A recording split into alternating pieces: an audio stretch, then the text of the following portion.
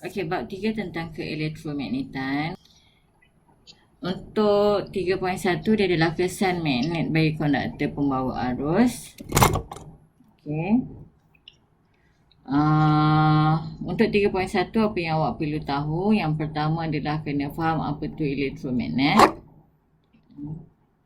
Okey, apa tu elektromagnet. Kemudian yang kedua, kena faham macam mana nak lukis corak dan nak menanda arah medan magnet. Untuk dawai lurus, kita ada dawai lurus, gelung bulat dan juga solenoid. Okey. Menjalankan eksperimen ni, kita put aside, kena tahu tentang faktor-faktor yang mempengaruhi kekuatan medan magnet bagi suatu elektromagnet dan juga aplikasi elektromagnet. So, kita ada 4. Untuk 3.1 ni, first elektromagnet. Tentang apa tu elektromagnet. Yang kedua adalah kena tahu lukis corak bagi corak untuk menanda arah medan magnet bagi dawai lurus, gelung bulat dan juga solenoid. Dan yang ketiga yang mempengaruhi kekuatan medan magnet. Okey. So elektromagnet tu adalah apa? Elektromagnet adalah satu magnet yang sementara untuk hasilkan pengaliran arus mempunyai medan magnet dan juga magnetkan. Okey, contohnya macam ni, dynamo pada basikal. Pernah tahu? Dulu kan basikal lama kita nak nyalakan lampu, adalah kita menggunakan dynamo. Pernah tengok tak? Pernah. Tak apa, macam ni. Awak dengar dulu. Lepas tu nanti saya share dia punya rakaman video dan sebagainya lah. Nah, boleh nak? Okey. Okey, cikgu. So, cara nak hasilkan elektrik, contohnya macam ni. Cara menghasilkan elektromagnet. Contohnya macam ni, asalnya paku besi, kalau biasanya dia tidak boleh menjadi sebagai magnet, tetapi bila kita sambungkan pengaliran arus, kita sambungkan litar. So yang mana boleh nampak skrin, bila kita sambungkan ada dawai, kita letakkan sel kering dan sebagainya. Okey, dan tak perlu, cuma kita jawab ikut arah jam ataupun lawan jam. Contoh macam kompas ni, dia bergerak arah lawan jam.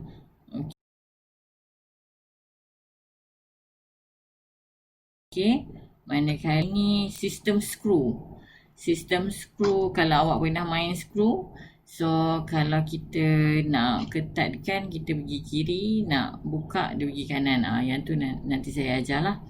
Dan yang seterusnya kita ada petua genggaman tangan kanan, iaitu kita ibu jari bermaksud arah arus, jari lain, 4 jari lagi, kalau awak tengok dalam gambar Raja tu, 4 jari lagi adalah sebagai arah medan. So ibu jari adalah sebagai arah arus, and then 4 jari lagi adalah sebagai arah medan. Sekejap. Okey. Cikgu on cam kan? Hello.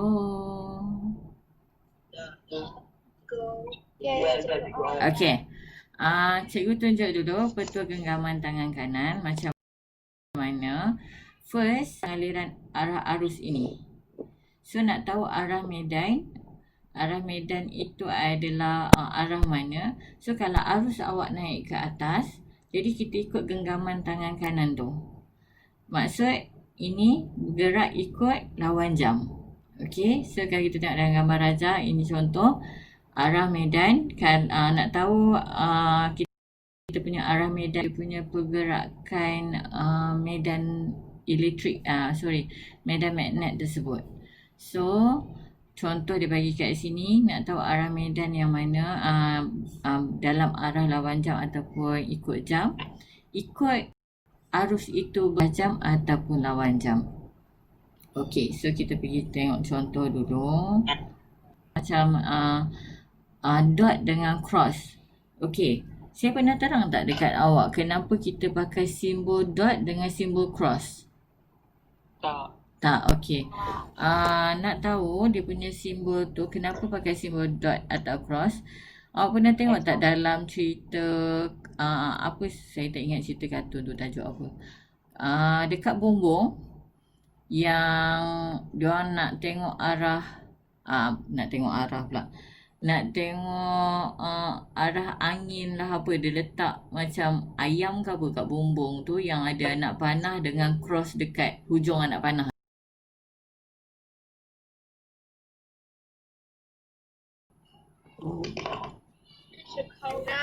Pernah kan? Nantilah.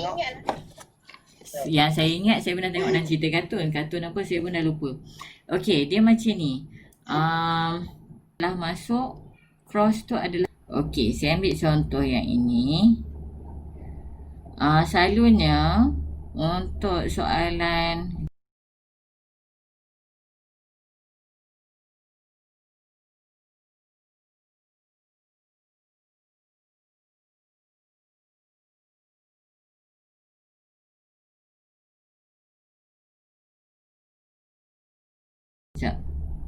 arus ni masuk kertas ataupun keluar kertas, kita tengok dia punya simbol.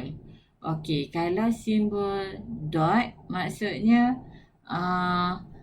anak panah ni keluar dari kertas keluar, awak akan nampak depan anak panah tu dulu. So depan, kalau kita kata dalam 2D, 2 dimensi, awak hanya nampak titik sahaja. Dia akan ikut arah lawan arah jam. Manakala untuk contoh yang B, dia punya simbol adalah cross. Bila cross bermaksud kita punya ibu jari akan masuk dalam kertas. Anak panah masuk, arus elektrik itu masuk ke dalam kertas. Ibu jari akan menghadap bukan arah awak, dia opposite side. Jadi kita punya arah medan diikut jam.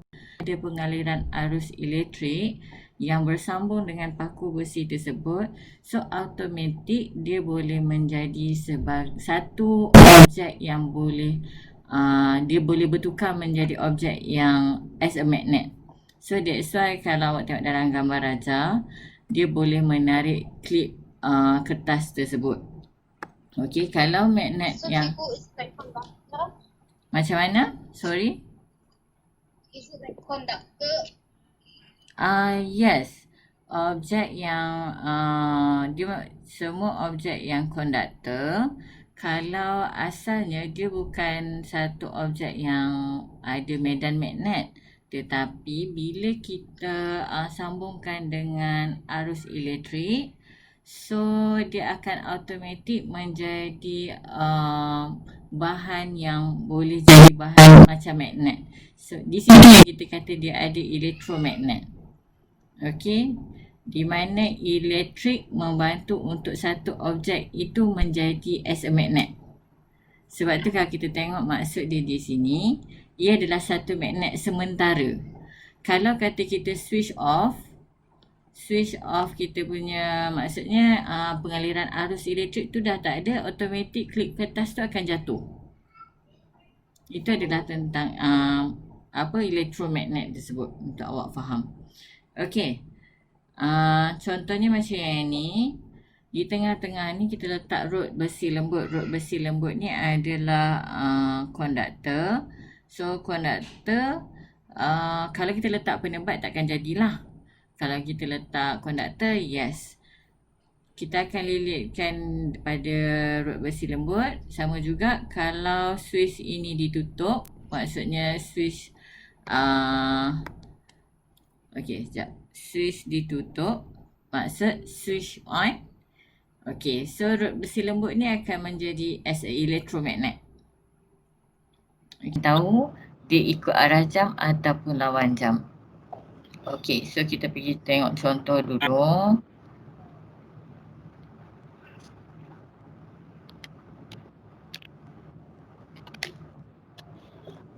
Okey, macam mana nak lukis corak medan? So yang pertama, kalau dawai lurus ni senang lah. Selalunya dia akan bagi contoh macam dot dengan cross. Okey, saya pernah terang tak dekat awak kenapa kita pakai simbol dot dengan simbol cross?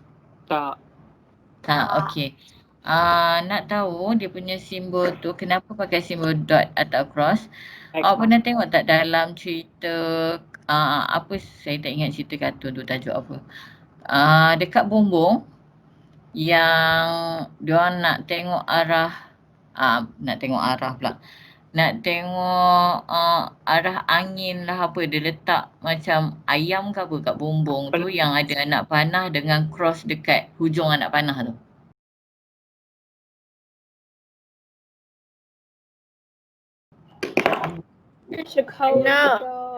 Pernah kan? tengok. Tak. Ya. Yang saya ingat saya pernah tengok cerita kartun apa saya pun dah lupa. Okey, dia macam ni. Kejap saya tutup yang ni dulu. Sebab saya tak nampak saya punya muka ni dekat mana.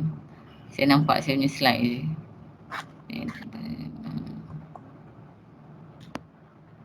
Anak panah kalau masuk, saya kata ni depan dengan belakang. Okey, ni depan, ini cross. Okey, saya ambil contoh yang ini. Selalunya untuk soalan, soalan akan tanya tunjukkan arah medan bagi soalan A contoh. Macam mana nak buat sedangkan kita nak kena gunakan genggaman tangan kanan. So nak tahu arus ni masuk kertas ataupun keluar kertas, kita tengok dia punya simbol. Okey, kalau simbol dot maksudnya anak panah ni keluar ke atas. Keluar dari kertas. So you kena buat ibu jari ni arah kepada awak. Okey, sebab kita nampak depan anak panah. Awak akan nampak anak panah ni dulu. Dia akan keluar dalam bentuk ni. Dia keluar. Okey, manakala so bila keluar, ibu jari akan hala kepada kita. So genggaman tangan kanan ni dia akan pergi ikut arah lawan jam. Okey, sebab tu awak tengok dia punya pusingan ni dia arah lawan jam. Yang ni kita guna peta genggaman tangan kanan. Maksudnya dia akan ibu jari arah kita sebab anak panah tu keluar. Bila anak panah keluar, awak akan nampak depan anak panah tu dulu. So depan kalau kita kata dalam 2D, 2 dimensi, awak hanya nampak titik sahaja. Iaitu titik kepala anak panah tu. So dia keluar, dia akan ikut arah, lawan arah jam. Manakala untuk contoh yang B, dia punya simbol adalah cross. Bila cross bermaksud kita punya ibu jari akan masuk dalam kertas. Sebab kita nampak anak panah belakang dia. Belakang anak panah kan pangkah. So dia akan jadi maksudnya anak panah masuk, arus elektrik itu masuk ke dalam kertas. Ibu jari akan menghadap bukan arah awak, dia opposite side. Jadi kita punya arah medan diikut jam. Okey, ada yang tak faham tak? Okey. Ada soalan setakat ni? Sebab exam selalu dia akan bagi dalam bentuk simbol ni saja. Maksudnya simbol dot dengan simbol cross. So kena faham, dot bermaksud arus keluar. So keluar kita nampak anak panah depan. And then cross bermaksud arus masuk dalam kertas. Okey. Itu untuk dawai lurus. Okey, kita tengok yang seterusnya adalah gegelung bulat. Gegelung bulat, awak kena daripada pengetahuan dawai lurus tadi. So kita akan tengok, saya tengok yang sebelah kiri dulu. Yang sebelah kiri, dia punya kita ikut, okey, arah arus ke atas. Jadi di sebelah kanan ini, di sebelah kanan dia akan lawan jam. Kanan lawan jam. Sorry. Kanan. Kiri. Ya Allah. Saya yang salah. Sebelah kiri. Minta maaf. Okey. Dia punya, kita kata arah arus ke atas. Okey. Ibu jari ke atas. Jadi medan magnet. Ini yang tunjuk kat sini. Ni adalah medan magnet. Medan magnet. Arah medan magnet di sebelah kiri adalah lawan jam. Manakala sebelah kanan, sebab arus masuk, okey, arus masuk, ibu jari and then kita jari lain akan tunjuk dia ikut arah mana. So dia arah ikut jam. Okey. Ni untuk gegelung bulat. Dan satu lagi untuk lukis corak medan. Kalau awak perasan, sekejap saya padam. Kalau awak perasan, corak medan bila yang dekat dengan sekejap okey, bila dekat dengan litar, okey, ataupun kita katakan road, kalau macam tadi road, ini adalah litar tersebut. So litar, garis medan ini adalah agak rapat. Sebab apa rapat? Sebab bermaksud medan magnet tu kuat. Tetapi bila jauh dia akan makin jarak, dia ada jarak yang lebih besar. Bermaksud medan magnet tu tak kuat. Okey, untuk awak lukis tak boleh semua garis adalah rapat. Tak. Yang berdekatan je. Garis yang pertama, kedua, ketiga je selalu kita akan nampakkan dia rapat. Kalau awak tengok kat sini dia ada jarak yang besar sebab medan menunjukkan medan magnet tu adalah lemah. Tapi kalau garis medan tu rapat-rapat bermaksud medan magnet tu adalah kuat. Okey, yang tu adalah untuk gegelung bulat. Kita pergi pada solenoid. Okey, solenoid dia agak crowded sikit. Okey, solenoid dia kita ada cara satu. Cara yang pertama, first kita kena lukis, mana pergi saya punya anak panah. Okey, satu, lukis arah arus yang selari. And then yang kedua, kita guna genggaman tangan kanan, di mana genggaman tersebut akan ikut arah arus tersebut dan ibu jari automatik menunjukkan arah utara. Okey. Contohnya, first one, kita nak tahu, sebab kat sini kalau awak tengok, untuk solenoid, awak nak kena tahu arah arus ni bergerak dalam solenoid. Dia yang gegelung ni lah adalah solenoid. Okey. Dan awak nak kena tahu yang hijau ni, yang garis ni, yang ini adalah medan magnet. So, yang pertama yang awak nak kena buat dulu adalah awak kena tahu medan tu, kena tahu kutub utara selatan dulu. Okey. Macam mana nak tahu kutub utara selatan dulu? Kita berdasarkan arus elektrik. So, kalau kita tengok dekat sini, arus elektrik yang ni naik ke atas. So, bila once naik ke atas, kalau contoh macam ni, kalau dia dah bagi pada awak, dia tak bagi pada awak arus, dia hanya bagi pada awak kutub, apa awak perlu buat adalah terus direct ibu jari ini tunjukkan ke arah utara. Bila awak tunjukkan jari ini arah utara, so automatik 4 jari ini yang akan turun ke bawah, dia adalah arah arus elektrik. Okey.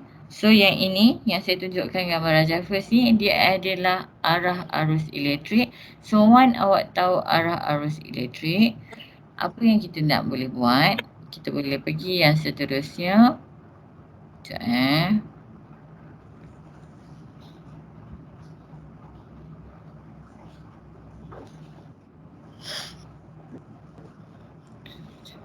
Okey, arah arus elektrik. Bila once awak dah tahu arah arus elektrik dalam solenoid, okey, dan automatik, sekejap. Okey, automatik, kalau awak tengok dari short form dekat sini, medan magnet yang di tengah dia akan bergerak ke mana? Dia adalah bergerak daripada utara ke selatan. Bukan. Dia akan menunjukkan daripada utara, and then untuk musayang ni maksudnya hujung anak panah tu adalah pada U. Okey. And then belakang anak panah tu adalah selatan. So kat sini, bila dia dah bagi pada awak adalah kutub, paling senang lah. Sebabnya kita punya ibu jari akan tunjuk directly kepada utara, and then awak akan tahu arah pergerakan arus elektrik di dalam gegelung tersebut. Okey, dalam solenoid. And then kat sini paling senang awak detect yang tengah dahulu sebab dia arah utara. Kemudian yang dekat sini untuk yang gegelung lain awak boleh ikut. Okey, maksudnya dia arah anak panah ini. Yang bawah pun dia akan pergi arah ni juga. So nak lukis, cara nak lukis adalah ini. Okey, di tengah, kawasan tengah garisnya adalah hampir rapat sebab kekuatan magnetnya kuat. Manakala dekat bahagian hujung-hujung ini dia adalah menjauhi sebab kekuatan magnetnya dah lemah. Tak perlu nak lukis sampai dekat sini kita ada 1, 2, 3, 4, 5, 6, 7. Tak payah. Tak adalah sampai 7 tu awak nak tunjuk. Setakat 5 macam tu pun dah cukup. 5 ni contohnya first tengah. Okey. Awak tunjuk tengah, and then 2 dekat bahagian ni. Kemudian 2 dekat bahagian bawah. Cukup. Tak payah nak tunjuk sampai terlalu banyak kalau dalam exam untuk minta awak lakarkan. Okey, yang tu cara yang pertama. Kita tengok cara kedua.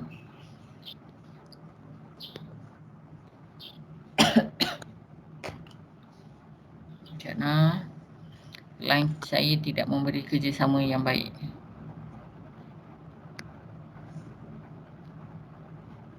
Okey, cara yang kedua maksudnya adalah skoding dari hujung. Macam mana nak skoding dari hujung? Yang ini selalunya kita gunakan adalah apabila kita ada arus elektrik tetapi tidak diberikan kutub. Kalau tadi senang. Cara pertama senang jika dia bagi kutub, so senanglah. Sebenarnya kalau dia tak bagi kutub pun kita boleh buat juga kalau dia bagi arus. Kalau nak guna cara pertama, kalau dia tak bagi kutub, macam mana nak buat? Awak tengok dia punya anak panah yang di sini, yang warna oranye ni, dekat solenoid tersebut, dia bergerak ke mana? So sekarang dia bergerak ke atas. Maksudnya jari-jari awak ini, yang 4 jari ni dia akan ke atas. So bila ke atas, automatik ibu jari awak akan begini, sebelah kiri. So kiri awak adalah utara. Pun boleh juga. Okey. Cara kedua, maksud skoding dari hujung ni adalah awak akan tengok daripada hujung, dia akan jadi bentuk ini. Di mana pergerakannya adalah arah lawan jam. So kita akan ambil daripada ini, ikut anak panah, dia jadi bentuk U. Okey. Yang manakala skoding daripada side yang sebelah lagi. Okey. Side yang sebelah lagi, kalau awak tengok dekat sini, dia ikut arah jam. Macam mana dia boleh jadi bentuk S? Dia jadi bentuk ni. Dia ikut anak panah. Yang anak panah, yang anak panah. So yang tu bermaksud selatan. Yang tu maksud skoding dari hujung. Okey, setakat ni ada soalan? Belum. Tak ada. Tak ada. Okey. Apa scolding? Okay. Cikgu. Ya. Cikgu. Apa tu Yes. scolding? Scolding. Oh, scolding ni kita tengok dekat hujung ni. Scolding ni macam mengendap awak tahu. Dia akan bagi tak? Sorry, cikgu tak dengar dia akan bagi apa? Soalan akan bagi tak kau scolding ni? Okey, macam ni. Selalunya dia akan bagi kepada awak. Dia takkan bagi ni, anak panah ni semua dia takkan bagi. Apa yang awak nak kena buat sekarang adalah awak kena kenal pasti arus ni nak bergerak daripada mana ke mana. So kita kena tengok daripada ni, susunan dekat dia punya power supply ataupun sel kering tersebut.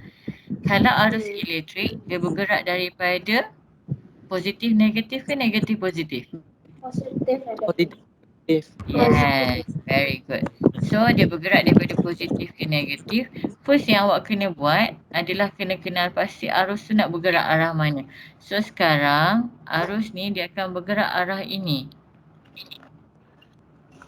Okey, automatik dekat sini dia akan jadi ini.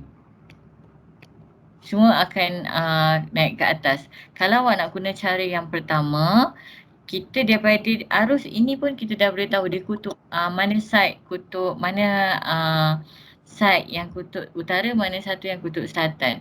So kalau nak guna cara pertama, kita ikut saja petua genggaman tangan kanan tu, tetapi ibu jari ini menunjukkan dia akan memberi hint kepada awak. Ibu jari akan menunjukkan kepada kutub utara. Sekarang kita tak tahu lagi dia kutub utara mana satu side. So kalau kita ikut daripada gambar rajah ni, 4 jari awak ini akan bergerak ke atas. So automatik sebelah kiri adalah utara. Selesai. Lagi selatan lah. Itu kalau kita guna cara yang pertama. Cara yang kedua, maksud scolding ni adalah awak kena imajinasi. Kalau awak melihat daripada side sebelah kiri ini, apa yang awak nampak, katakan ini saya buat bentuk bulat, apa yang awak akan nampak adalah dia akan ikut arah lawan jam. So bila arah lawan jam, okey, saya tukar warna pen. Arah lawan jam, so dekat sini dia akan jadi as a utara, U. Tetapi ada side, kalau awak tengok side yang sebelah kanan, dia akan jadi ini ke atas, yang ini ke bawah. So kalau saya sambungkan, dia akan jadi huruf selatan. Huruf selatan pula. Huruf S. Apa saya cakap ni? Okey. Ni saya sambungkan. Dia jadi S. So sebelah kiri adalah utara, sebelah kanan adalah selatan. Mana-mana cara awak boleh guna. Yang mana yang awak rasa senang. Okey. Yang ni eksperimen lah. Untuk setakat ini memang tak boleh nak buat apalah. Keadaan cuti kan. Okey, eksperimen selalunya untuk kita kesan apa kekuatan elektromagnet ni. Faktor untuk faktor yang mempengaruhi kekuatan elektromagnet, selalunya kita akan set up kita ada rod besi, kemudian kita akan lilitkan dawai. Okey, dawai dekat rod besi tersebut. So as a solid, ni adalah solenoid. Okey. Kemudian kita akan sambungkan dengan litar. Jadi dua faktor yang dikaji yang kita kena tahu dia adalah yang mempengaruhi kekuatan elektromagnet. Yang pertama adalah arus, yang kedua adalah bilangan lilitan gegelung. So kalau gegelung lagi banyak, gegelung ni adalah ni yang kita lilit dekat rod besi tu. Gegelung lagi banyak, maksudnya nanti elektromagnet tu akan jadi lagi kuat. Dan yang kedua, kalau kita bagi power supply, arus elektrik yang mengalir tu lagi tinggi, kekuatan elektromagnet pun akan bertambah juga.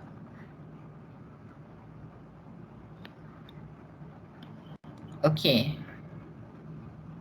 So dekat sini kekuatan elektromagnet. Sekejap mana mouse. Okey. Tadi kita ada untuk 3.1, yang pertama awak kena tahu apa itu elektromagnet. Yang kedua awak kena faham macam mana nak tentukan arah dan nak lukis corak medan. Dan yang ketiga awak kena tahu faktor-faktor yang mempengaruhi kekuatan elektromagnet. Faktor yang mempengaruhi kekuatan elektromagnet kita ada dua saja. Arus elektrik dan juga bilangan lilitan gegelung. So kat sini arus elektrik tinggi, medan elektrik pun akan bertambah. Dan yang kedua, bilangan lilitan bertambah, elektromagnet akan tinggi. So kekuatan elektromagnet V berkadar terus dengan arus bilangan lilitan. Okey. Yang ini adalah aplikasi elektromagnet. Yang pertama kita ada pada loceng elektrik, especially yang macam loceng dekat sekolah tu. Okey. Dia macam ni. Macam mana loceng tu boleh bunyi ikut pada waktu-waktu yang tertentu. Contoh waktu rehat. Paling pelajar suka adalah waktu rehat lah kan. Sangat alert dengan time waktu rehat. Okey, so dia punya sistem dia dalam loceng elektrik. Kat sini dia ada solenoid, iaitu dililitkan kepada teras besi lembut. Okey. Kemudian kita pasangkan bateri. So kalau switch ditekan ataupun loceng bomba itu pun sama juga. Once kita tekan, dia akan jadikan bila switch tekan bermaksud dia litar berfungsi. Bila litar berfungsi, kekuatan elektromagnet ni akan berlaku dan dia akan hantar power supply dekat sesentuh ni, dan anchor pengetuk ni akan start ketuk loceng lah. Kemudian berganti elektrik ni saya tak explain ni sangat sebab dalam exam pun kurang. Dan set pintu keselamatan. Okey, set. Okey. Untuk pemutus litar. Hari ini selalunya kita gunakan dekat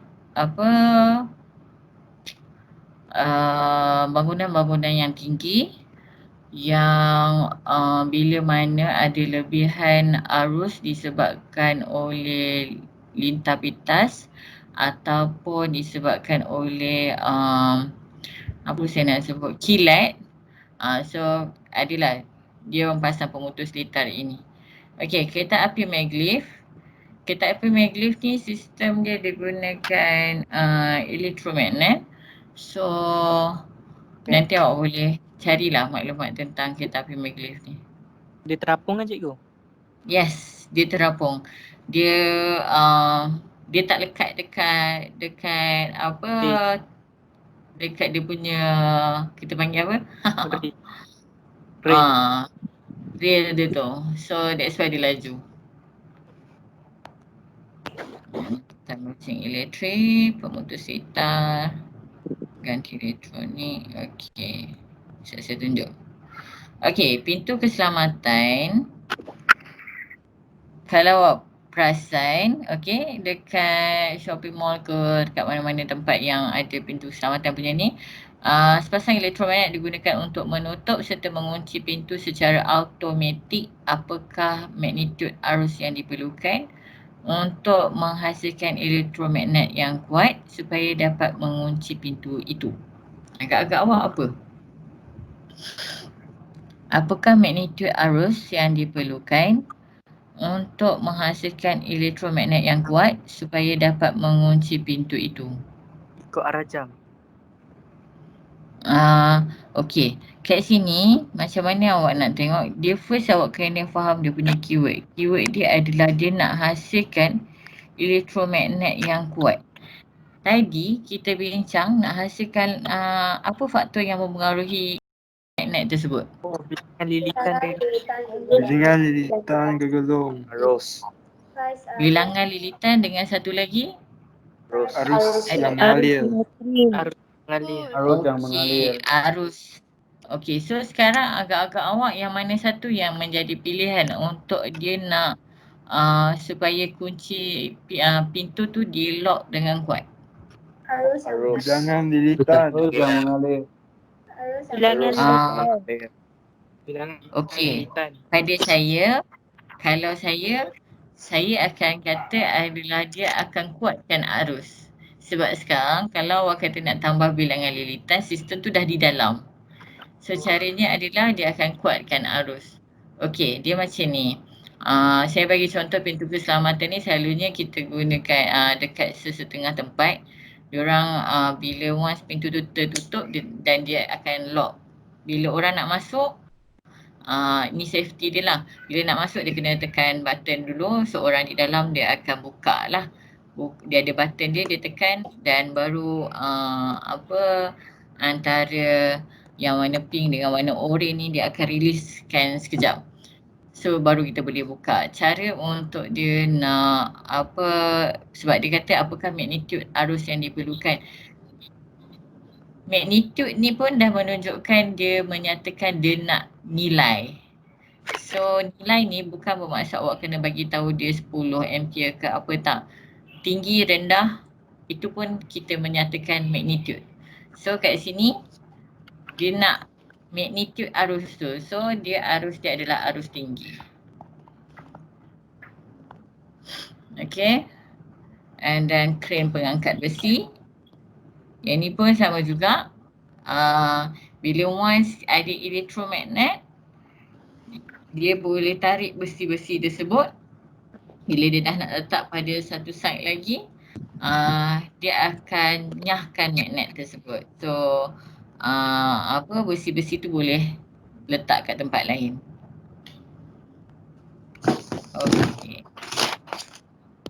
Okey, saya rasa cukuplah kot 3.1 saja. Nanti kita ni 3 point yang seterusnya. Yang tak dapat masuk nanti cikgu kat dia punya video, nanti cikgu share dalam group lah. Okay, take care semua. Thank you very much. Terima kasih. Terima kasih, cikgu. Sorry, Thank you. saya Terima kasih, dapat setakat ini saja. Terima kasih. Okay, thank you. Bye. Bye, cikgu. Bye-bye. Terima kasih. Tidur semua ni. Terima kasih. Okay, bye. Bye-bye. Thank you, cikgu. Bye-bye. Okay, welcome.